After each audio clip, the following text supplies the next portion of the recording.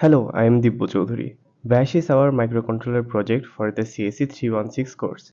This was our first hardware project, so we were both excited and a bit confused. In this video, my teammates and I will try to explain what Vyas is all about and walk you through every bit of engineering we experienced along the way. So, what is Vyas? Vyas is a turn-based card-driven strategy game where players control a line-following robot using QR-coded action and power cards. Players take turns scanning these cards to guide the robot through a maze-like track filled with junctions. After each turn, the used card is randomly remapped to a different value. The goal of this game is to reach the goal junction by strategically planning each move.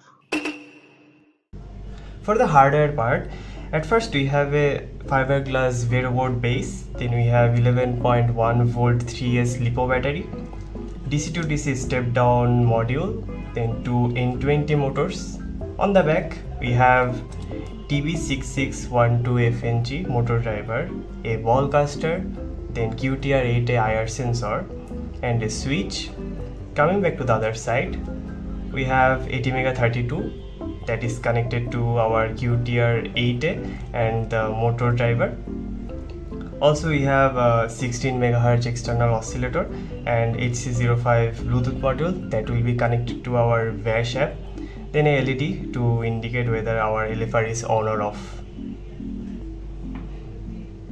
We are using this USB ASP to burn our code into ATmega32.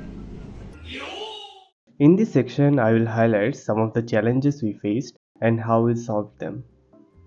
Though our map doesn't look very complex, you will notice some tricky areas like L-shaped turns and junctions. My initial approach was for the LFR to follow the line until it detected a white surface just before a junction and stop, but that wasn't enough. For L-shaped turns, there is a certain spike in error, but it lasts for a very short time, not long enough for the robot to correct itself. Instead, that sharp correction actually throws the LFR off the track. To solve this, I added a subroutine.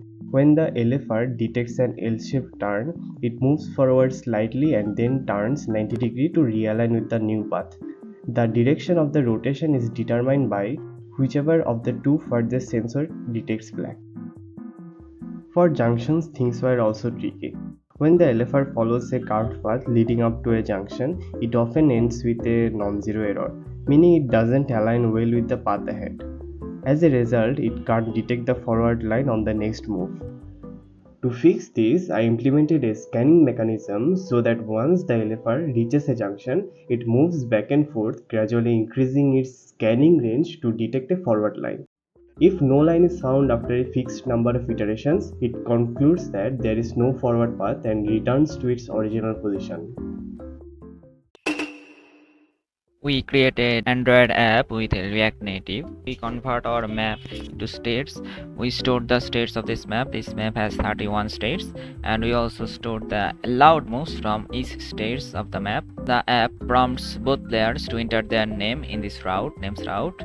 We show both of them their cards, the initially generated random cards. Then comes the main screen. The player plays the game. They show the card to the camera, and the logic checks the card, and accordingly we send them to our card.